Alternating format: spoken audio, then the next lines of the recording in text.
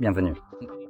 Devant moi se trouve un Samsung Galaxy Fold 7 et aujourd'hui, je vais vous montrer comment activer et configurer votre point d'accès portable.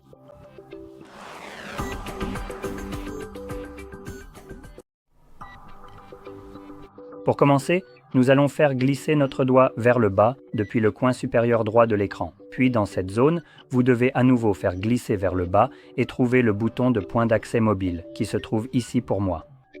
Lorsque vous le voyez pour la première fois, je vous recommande de maintenir votre doigt dessus. Cela vous amènera rapidement aux paramètres. La raison en est que dans ces paramètres, vous trouverez le mot de passe de votre point d'accès qui est un mot de passe généré aléatoirement, composé simplement de lettres et de chiffres au hasard. Je vous recommande de le supprimer et de définir votre propre nouveau mot de passe qui devra comporter au moins 8 caractères. Une fois que c'est fait, vous pouvez simplement cliquer sur « Enregistrer » juste ici. Vous pouvez également modifier la bande AP juste ici. Par défaut, c'est réglé sur 2,4 et 5 GHz, ce qui, je pense, consomme un peu plus la batterie de votre téléphone et peut aussi être un peu inutile. Donc moi, personnellement, je le réglerai probablement sur 2,4, juste pour éviter d'utiliser plus d'antennes sans raison. De toute façon, vous pouvez sélectionner la bande que vous souhaitez utiliser, car nous avons, je crois, jusqu'à, 6 GHz. Donc nous avons la 2,4 qui sera utilisée par pratiquement tous les appareils disposant du Wi-Fi. Ensuite, nous avons la 2,4 et 5. Maintenant, cela, encore une fois, sera utilisé par tout appareil qui a des capacités Wi-Fi ainsi que par les appareils plus récents. Donc, beaucoup de téléphones utilisent cela de nos jours. Ils l'utilisent déjà depuis, je ne sais pas, environ une demi-décennie. Donc, vous ne devriez vraiment pas avoir beaucoup de problèmes avec le 5 GHz. Vous pouvez aussi choisir de n'utiliser que le 5 GHz. C'est là que les problèmes peuvent commencer à apparaître pour certaines personnes. Si vous essayez de vous connecter à ce point d'accès avec un ancien appareil, un vieil ordinateur portable, un vieux téléphone et qu'il ne voit pas du tout votre point d'accès dans la liste Wi-Fi, rien sous ce nom, cela signifie simplement que ce téléphone ne prend pas en charge le 5 GHz. Et c'est la même chose pour le Wi-Fi, celui en 6 GHz. C'est en gros la même chose que le 5, mais encore plus récent, ce qui exclut encore plus d'appareils, même ceux que j'ai mentionnés, comme ceux d'il y a une demi-décennie. Ceux-là, pour la plupart, ne fonctionneront pas. Le Wi-Fi 6 a déjà été adopté dans les téléphones depuis quelques années, je crois, si je me souviens bien.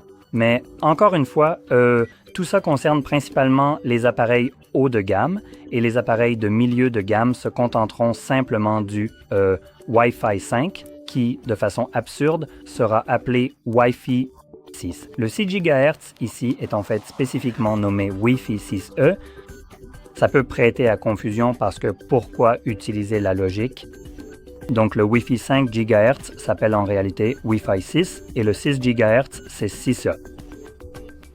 Donc dans tous les cas, peu importe ce que vous sélectionnez ici, assurez-vous que c'est bien pris en charge. Si vous ne voyez pas du tout votre point d'accès une fois activé, cela peut signifier que l'appareil ne prend tout simplement pas en charge cette fréquence.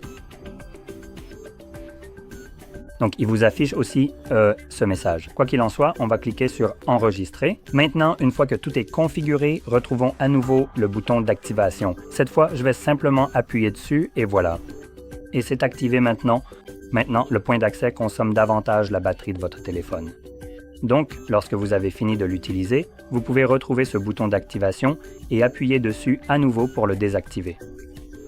Et par défaut, je pense que dans les paramètres, il y a une option qui... Non, pas celle-ci. Voyons voir. Où cela pourrait-il être? Avancé, je pense. Oui, voilà. Désactiver lorsque aucun appareil n'est connecté pendant 20 minutes. Donc s'il détecte qu'aucun appareil n'est connecté pendant 20 minutes, il se désactive automatiquement. Maintenant, le fait qu'il considère qu'un appareil est connecté peut déjà poser des problèmes en termes de gaspillage de batterie. Par exemple, si vous vous connectez avec un autre appareil, disons que vous avez un deuxième téléphone, il restera connecté en permanence même si vous ne l'utilisez pas. Donc le téléphone fera toujours fonctionner le point d'accès parce que l'autre appareil y est connecté même s'il n'est pas vraiment utilisé. Donc dans ce cas de figure, je vous recommande simplement de l'éteindre manuellement en appuyant sur l'interrupteur. Quoi qu'il en soit, j'espère que cela vous a été très utile. Et si c'est effectivement le cas, n'oubliez surtout pas de bien vouloir liker cette vidéo, de vous abonner à notre chaîne et un grand merci à vous d'avoir regardé jusqu'à la fin.